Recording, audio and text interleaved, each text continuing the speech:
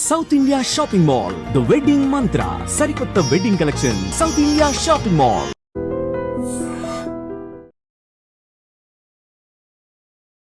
నమస్కారం, welcome to I dream. ధర్మ మార్గం విత్ విజిత కార్యక్రమానికి స్వాగతం.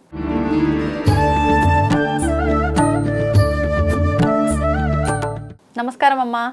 నమస్తే అమ్మా.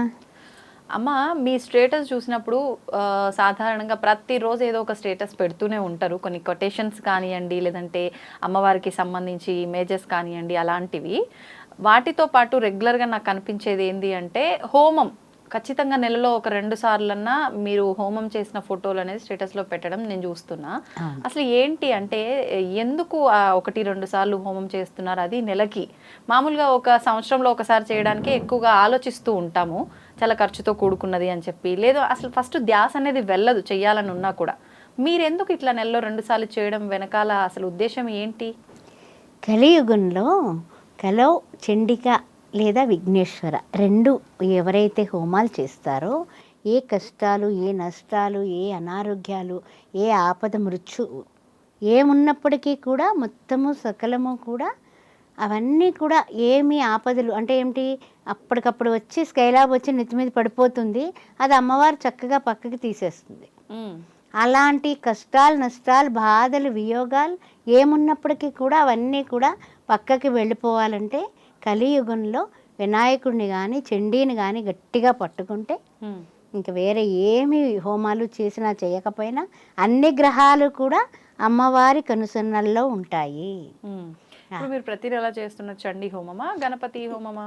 గణపతి తర్వాత గణపతి హోమం చేస్తాం ఫస్ట్, తదుపరి నవగ్రహాలకు చేస్తాము, ఆ తర్వాత రుద్ర హోమం చేస్తాము, ఆ తదుపరి చండీ అంటే ఏమిటి, చండీ సప్తసతి పారాయణ 700 శ్లోకాలతో చండీ హోమం చేపిస్తాం. అంటే శ్రీచక్ర జ్ఞానపీఠం అని ఒక పీఠం పెట్టుకున్నాం. పెట్టుకున్న తర్వాత ఇప్పటికీ 9 రోజులు కూడా నవరాత్రుల్లో జరుగుతూనే ఉంటాయి. అదేవిధంగా ఈ యొక్క ప్రతి అమావాస్యకి, ప్రతి పౌర్ణానికి, ఒక్కొక్కసారి అష్టమికి, అలా ఆవిడకి చతుర్దశి తిథి, అలా ఆవిడకి ఇష్టం. అలాగ ఎవరైనా అడుగుతూ ఉంటారు. కామిత ఫల ప్రదాయిని అమ్మవారు. అలాంటి కామితార్థాలు ఈడేరుతాయని, లేకపోతే వివాహం కావటం లేదు పిల్లకి, ఎన్ని రకాలుగా చూసినా కూడా ఒక్కసారి చండీ చేపిస్తే బాగుంటుందా అండి అని అడిగేవాళ్ళు ఉంటారు. లేకపోతే నేనే సజెషన్ చేసి ఆ విధంగా చేస్తే బాగుంటుందేమో కొంచెం చూడండి. గురుబలం లేదు, గురువుకు సంబంధించిన మనము రకరకాలైనటువంటి హోమాలు, జపాలు అన్నీ చేపించేసాం. ఏం చేయాలంటే కలో చండీ చేయండి అమ్మా, కాస్తంత అమ్మవారి దయ ఉంటే కనుక అని ఒక్కొక్కళ్ళు ఒక్క నెలలోనే 5 చండీలు, 9 చండీలు, 10 చండీలు చేసేవాళ్ళు ఉన్నారు. ఇంకా ఎక్కువ చేసేవాళ్ళు ఉన్నారు. పోనీ అంతవరకు మనం చెప్పుకోకపోయినా కనీసం ఒక 5 చండీలన్నా చేస్తారు. ప్రతి నెల పౌర్ణమికి చేసేవాళ్ళు ఉన్నారు. ప్రతి నెల అమావాస్య పూట అనారోగ్యం ఉన్నటువంటి వాళ్ళు, నీతి బాధలు ఉన్నటువంటి వాళ్ళు, దారిద్ర్యంలో బాధపడుతున్న వాళ్ళు హోమంలో కూర్చుంటారు. ఏ ఇబ్బందితో అయితే చేస్తున్నామో ఆ ఇబ్బందులు తొలగిపోతాయి. అమ్మ తిథి, నక్షత్రం, వారం ఏం అక్కర్ల, పౌర్ణమి, అమావాస్య బండగుర్తులు పెట్టుకోవచ్చు. అష్టమి తిథి కూడా అమ్మవారికి ఇష్టం, చతుర్దశి తిథి ఇష్టం అమ్మవారికి, ఆ 4 తిథులు పెట్టుకోవచ్చు. పోనీ అందరికీ బాగా బండగుర్తు ఏమిటంటే అమావాస్య రోజు హోమం అంటే చాలా చక్కగా ఏమైనా సరే వాళ్ళకి చీడలు పీడలు ఎక్కువగా ఉన్నా, నష్టాలు ఎక్కువగా ఉన్నా, కష్టాలు ఎక్కువగా ఉన్నా ఆమె ఈ యొక్క అన్ని పీడలు తీసేస్తుంది. ఎందువలన దుర్గా సప్తసతి పారాయణ ఎక్కడైతే చేయించి హోమం చేపిస్తామో ఎంతమంది దుష్టుల్ని ఆవిడ హతమార్చేసింది. అవును, ఎంతమందిని. ఎందుకంటే ఆవిడే వారాహి, ఆవిడే శ్యామల, ఆవిడే ఇచ్ఛాశక్తి, క్రియాశక్తి, జ్ఞానశక్తి స్వరూపిణి అయినటువంటి అమ్మవారు కామిత ఫలాలు ఇస్తుంది. కామేశ్వర ప్రాణనాడి, ఆ కామేశ్వరుడికే ప్రాణదాత ఆవిడ. ఆయన గరళం వస్తుంది, అక్కడి నుంచి పడుతోంది, అమ్మో గరళం వచ్చేస్తుంది, ఏమిటిది గరళం పుట్టింది, ఎవరు స్వీకరిస్తారంటే అందరూ బీకలుగా పారిపోయారు. అక్కడ ఎవరున్నారు, ఎవరు లేరు. అప్పుడు అమ్మవారంకు చూసేట పరమేశ్వరుడు. అమ్మవారు ఓకే అందెందుకు, కామేశ్వర ప్రాణనాడి, మంగళసూత్రం తాడు గట్టిదయ్యా, ఏం పర్వాలేదు, తాడు గట్టిది నాది, నీవు స్వీకరించి నేను చూసుకుంటానంది.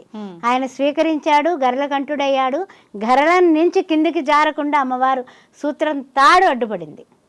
అందువల్ల కామేశ సూత్ర మాంగళ్య ఆవిడ సూత్ర శోభిత కందర అమ్మవారు. అమ్మవారిని మించినటువంటి మంగళసూత్రం. అందుకే చూడండి, మా ఆయన చల్లగా ఉండాలని అక్కడ ఇక్కడ పెడుతూ ఉంటారని జోకులు వేస్తూ ఉంటారు కదా. అవన్నీ కాదమ్మా, మంగళసూత్రం వేసుకుంటే మంగళదాయకం.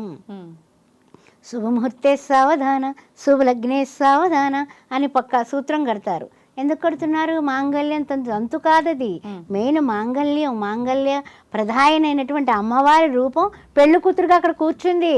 నారాయణుడు వచ్చి పెళ్లి చేసుకుంటున్నాడు, ఈశ్వరుడు వచ్చి పుస్తకడుతున్నాడు. అది పరిస్థితి. అది మానేసి ఏమిటేమిటో అనుకుంటే ఎలా? మంత్రాలకి, వివాహంలో ఉండేటటువంటి మంత్ర ఉచ్చరణకి, తర్వాత విశేషానికి ఎంతటి ఇది ఉంది. అందుకు మంత్ర ఉచ్చారణ అనేది స్వశక్తితో కాదు, వాళ్ళు ఎంతో ఎంతో ఎంతో నియమబద్ధంగా మంత్రోచ్చారణ చేస్తారు. అందువలన ఇవన్నీ కూడా వేద మంత్రాల సాక్షిగా వివాహం అవుతోంది. మీరు వచ్చి ఆశీర్వదించండి. అందువలన అమ్మవారి యొక్క శక్తి ఇంత అంతా కాదమ్మా. చండీ ఏదైతే చేయిస్తారో ఆ చండీ దేవత ప్రసన్నురాలైతే అక్కడ కూర్చుని కూడా మనము ఈ ఫోన్లు చూసుకుంటే కనుక చండీ హోమం కూడా ఏమి నమస్కారం అమ్మవారికి. అక్కడ కూర్చుని కూడా ఎవరికైనా పంపుతున్నాం అనుకోండి, అది కూడా పనికిరాదు. ఏంటంటే అక్కడ కూర్చొని జస్ట్ హోమంలో కూర్చున్నామా, మంత్రం ఏదన్నా సరే మీకు ఏమీ రాదు, అమాయకంగా ఉన్నాము, నాకు ఏమీ రాదు, పోని ఓం శ్రీమాత్రే నమః అంతే. శ్రీమాత అనేసి నీవు అనుకుంటే చాలు కదా. అందుకనే ఆవిడ ఆ నామాల్లో కూడా చూడండి, మనకి లలితా సహస్రనామంలో శ్రీమాత శ్రీ మహారాజ్ఞి శ్రీమత్ సింహాసనేశ్వరి చిదగ్నికుండ సంభూత దేవకార్య సముజ్యత. అమ్మ, దేవకార్యాలన్నీ చేసావు కదా, కొంచెం నా తల్లి నువ్వు ఒక్కసారి అవ్యాజ కరుణామూర్తి, నువ్వు కరుణామూర్తివట, నువ్వు ఎంత గొప్పదానవమ్మా, కొంచెం నా భర్తకి బాగోలేదు, నువ్వు కాపాడమ్మా, నా బిడ్డలకి బాగోలేదు, సర్వ ఆపదలు నివారిస్తావట. అందువల్ల ఆపదలన్నీ కూడా చాలా వచ్చి పడిపోతున్నాయి, వాటిని అన్నింటినీ చక్కగా గంటేయమ్మా అని కూర్చొని ఇంత కుంకుమ తీసుకొని అమ్మవారికి చిన్న శ్రీచక్రం పెట్టుకుని ఇంట్లో కూర్చొని మీరు చేసుకోండి, మీకు అదే ఫలితం వస్తుంది. ఎందువల్ల అంటే అందరూ కూడా చండీ హోమాలు అంటే భయపడిపోతారు. ఇప్పుడు ఒక గుంపుగా ఒక 100 మందికో 50 మందికో అనుకోండి, అది మజ్జిగ పలచనైపోతుంది అనేసి ఒక అభిప్రాయం పడతారు. ఫలితం పూర్తిగా ఉండదంటారమ్మా. అంటే సాధారణంగా వారి యొక్క కష్టాలను బట్టి, వారి ఇంట్లో ఉండేటటువంటి పరిస్థితులను బట్టి, వాళ్ళ కోరికలను బట్టి చేపించుకుంటూ ఉంటారు. చండీ హోమం ఎవరింట్లో వాళ్ళు చేయించుకోవచ్చు, ఎవరింట్లో వాళ్ళు చేయించుకోవచ్చు. కానీ ఏంటంటే ఎక్కువ గుళ్ళో చేయించుకుంటాం చాలా మంచిది. అమ్మవారి గుళ్ళో చేయించడం శుభసూచకం. ఇంట్లో అంటుముట్లు గట్రా ఉంటాయి కదా, అవన్నీ కలుపుకుంటారు. మరలా చండీ అంటే భయం పడతారు. అందుకని సాధారణంగా అలాగ గృహప్రవేశ అప్పుడు చేసుకుంటాం, గృహారంభం లేకపోతే ఫస్ట్ శంకుస్థాపన చేసుకోవచ్చు. ఆ స్థలం అంతా పవిత్రమైపోతుంది. ఇప్పుడు సాధారణంగా గృహప్రవేశం అంటే గణపతి హోమం చేస్తాం కదా, అప్పుడు కూడా చండీ కూడా చేయించవచ్చు. కానీ రంగులన్నీ పోతాయి, మేము అంత ఇంటీరియర్కి అంత ఖర్చు పెట్టేసాం అనేసి చేసుకోరు. హోమం చేయడం మానేశారు. ఇప్పుడు హోమం అంటే పొగ, హోమం అంటే నల్లగా అయిపోతుంది అనేది వచ్చేసింది. కానీ నిజంగా హోమం అనేది చాలా పరమ పవిత్రమైంది. ఏదైతే నవగ్రహ వంటపారాధన చేసి సత్యనారాయణ వ్రతానికి అష్టదిక్పాలకుల్ని పిలుస్తున్నామో అసలు వాళ్ళందరికీ అభినేత్రి ఆవిడ, ఆది పరాశక్తి. ఆవిడని ఎందుకు మనం పిలవలేము?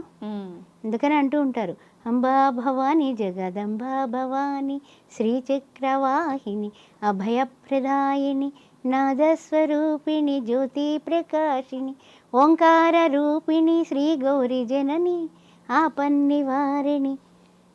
ఆపన్నివారిణి ఆవిడ వేరే ఏం కాదు, ఆపన్నివారిణి జగజ్జనని. అందువల్ల అమ్మవారికి ఎప్పుడూ కూడా మనము అశ్రువుగా మనలో ఉండేటటువంటి ప్రేమ ఆవిడకి తగలాలి. ఇప్పుడు చూడండి, అమ్మా అంటాము పడిపోయి, వెంటనే మన అమ్మ పరిగెత్తుకుని వస్తుంది ఎక్కడున్నా కూడా పిల్లాడిని గబక్కని లావదీయడానికి. అదేవిధంగా ఆర్తి, మనం ఆర్తితో అమ్మవారిని పిలిస్తే చండీ హోమం అంత గొప్పది ప్రపంచంలో లేదండి. ఎన్నిసార్లు ఎందుకు చేయిస్తున్నారు అంటే కనుక నేను చేయించడం కాదు, నేను అనేది గడ్డి పరక, అమ్మవారు చేయించుకుంటోంది. అది 100% కాదు, 1000% సత్యం.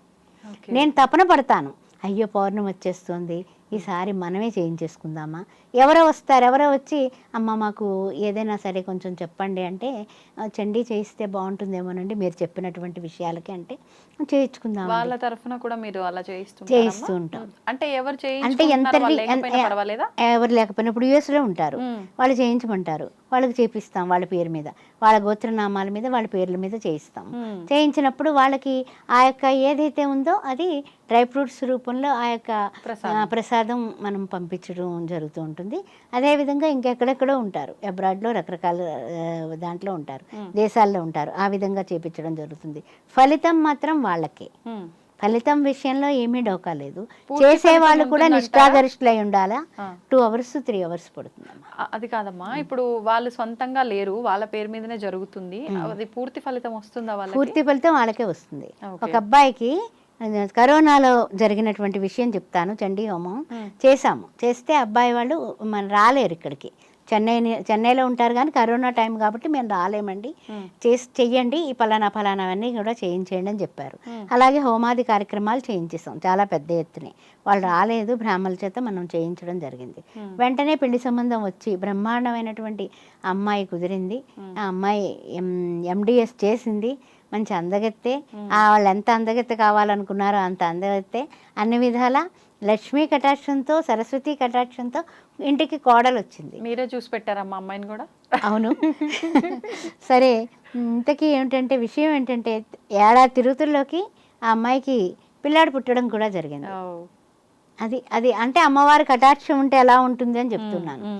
ఆ అమ్మాయి వాళ్ళ పిల్లాడు పుట్టడం కూడా భగవంతుని యొక్క ఇదే. అమ్మవారు ఏం చేస్తుంది తెలుసా, మనకు నిజంగా వాళ్ళని చూడాలి, ఎత్తుకోవాలనుకున్నాం అనుకో, వాళ్ళకి మనకి ఏమైనా ఇంటర్నల్ లింక్స్ అది తెగిపోకుండా ఉన్నాయనుకో, వాళ్ళ పెళ్ళికి పిల్లాడు పుట్టినప్పుడు చంటి బిడ్డను ఎత్తుకోవడానికి చండీ హోమానికే నేను నెల్లూరుకి వెళ్ళడం జరిగింది. చండీ హోమం అక్కడ జరిగింది, బయటకు వచ్చాను. కామాక్షి తాయి దర్శనం చేసుకున్నాక మాకు మనవడు పుట్టాడండి, మీరు ఊర్లోనే ఉన్నారని తెలిసింది, ఒక్క అడుగు వేయరా అన్నారు. సరే అయితే ట్రైన్ ఎక్కే ముందన్నా వస్తాను, ఎందుకంటే మళ్ళీ చండీ హోమం చేయించుకున్న బట్టలతో మనం వెళ్ళకూడదుగా హాస్పిటల్కి. అందువల్ల ఆ బట్టలు అవన్నీ కూడా మనం ఎంతవరకు పవిత్రంగా ఉంటామో అంతవరకు ఉండాల్సిన సమయాల్లో అది పురిటే మైలు అవుతుంది కదా, అందుకని వెళ్ళడం జరిగింది, పిల్లాడిని ఎత్తుకోవడం జరిగింది. ఓం భూర్భస్వాహ చెప్పుకున్నాను, అమ్మవారికి కృతజ్ఞతలు చెల్లించుకున్నాను, నా అదృష్టం అనుకున్నాను. నిజంగా అంతే కదా, వాళ్ళు మనల్ని నమ్మి పైసలు పంపించి చేయించుకోవడం ఏమిటి, వెంటనే కుదరడం ఏమిటి, 6 నెలలు తిరగకుండా వెంటనే పెళ్ళి బ్రహ్మాండంగా ధూమ్ధామ్సే చేశారు. పిల్లాడు పుట్టడం జరిగింది, ఆ పిల్లాడికి బ్రహ్మాండమైన నామకరణం, అప్పుడే 3 ఏళ్ళు పిల్లాడు అయిపోయాడు. అలా చాలా చాలా చాలా మిరాకిల్స్ అమ్మ. చండీ అనేది గొప్ప. యా దేవి సర్వభూతేషు మాతృరూపేణ సంస్థిత, నమస్తత్వే నమస్తత్వే నమస్తత్వే నమో నమః. అది అమ్మవమ్మ, అమ్మన కన్నా అమ్మవి, పెద్ద అమ్మవి నీవు అని అమ్మని. అదేవిధంగా లక్ష్మీ కటాక్షం కావాలి మనకి, ప్రపంచమంతా దాని మీదే నడుస్తోంది, జగమంతా కూడా ధనమూల జగత్ అంటూ ఉంటాం కదా. మళ్ళీ అలాంటప్పుడు యా దేవి సర్వభూతేషు లక్ష్మీ రూపేణ సంస్థిత, నమస్తత్వే నమస్తత్వే నమస్తత్వే నమో నమః. అధికంగా నిద్ర ఆవహిస్తోందమ్మా. ఈ శని భగవాను నా నెత్తి మీద కూర్చున్నాడు ఏమిటో అర్థం కావడంలా, అసమానం నిద్రపోతున్నాను, తమో గుణంతో ఉన్నాను. ఎలా అమ్మ అంటే యా దేవి సర్వభూతేషు నిద్రారూపేణ సంస్థిత, నమస్తత్వే నమస్తత్వే, అది కూడా తగ్గిస్తుంది, నేను యాక్టివ్గా చేస్తుంది, నీలో ఎనర్జీ లెవెల్స్ పెరుగుతుంది. అందువల్ల ఇచ్ఛాశక్తి, జ్ఞానశక్తి, క్రియాశక్తి స్వరూపిణ్యే నమః. ముగ్గురమ్మల మూలపుటమ్మ అమ్మవారు. లలితా సహస్రనామంలో ఎంతో ఎంతో డెప్త్ ఉంది. మనం ఒక్కొక్క నామంలోకి వెళ్ళి దీర్ఘంగా చర్చిస్తే అంతు లేదు. అందుకనే చండీ హోమం అంటే నాకు ప్రాణం పోయే వరకు కూడా చండీ హోమాలు చేయించుతూ ఉండేలాగా వరమిమ్మని అమ్మవారిని కోరుకుంటూ ఉంటాను. సూపర్ అమ్మా, ధన్యవాదాలు. శ్రీమాత్రే నమః. తవ్వుతూనే శివలింగం సరే, దాన్ని అట్లా కప్పేసేయండి, చూపించదండి. Krishna is there. మూర్తి పూజ కాదు, సాక్షాత్ బ్రజేంద్ర నందన భగవాన్ ఉన్నారు మూర్తిలో. ఏమీ ఆశించకుండా ఆరాధించే వాళ్ళు కూడా ఉన్నారా ప్రభుజీ? నిజమైన భక్తి అంటే మనకు తెలియదు కాబట్టి